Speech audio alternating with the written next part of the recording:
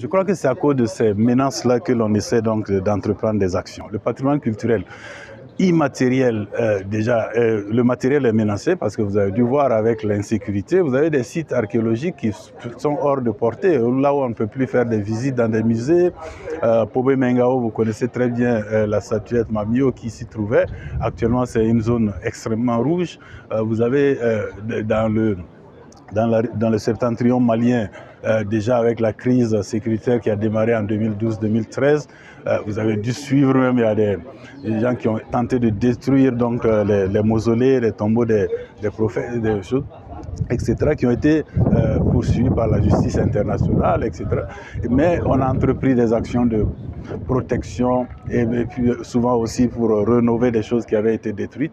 Et donc déjà ça c'est sur les éléments physiques. Vous avez le parc W du Burkina par exemple qui est un site classé du patrimoine naturel qui est occupé aujourd'hui par des groupes terroristes. Ça on peut pas, il ne faut pas se voiler la face. Et donc l'un dans l'autre le patrimoine culturel est menacé. Et le patrimoine culturel immatériel, c'est-à-dire que ce qui tient compte des pratiques, des façons de vivre, etc., est aussi menacé parce que vous avez l'influence du monde extérieur, que ce soit à travers les médias, que ce soit à travers donc les moyens de communication modernes. On arrive à avoir des attitudes qui sont en déperdition par rapport aux valeurs que nous avons promues par le passé. Et lorsque vous allez suivre ici, il y a des communications qui vont qui vont cibler les questions d'incivisme et puis d'irrespect de la jeunesse, etc.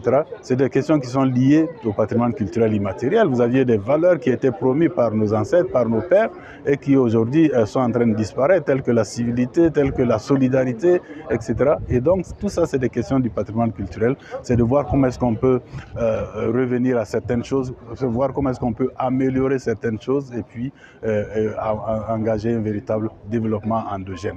Comme l'avait dit le professeur Kizerbo, lorsqu'on dort sur la natte de l'autre, on dort à terre.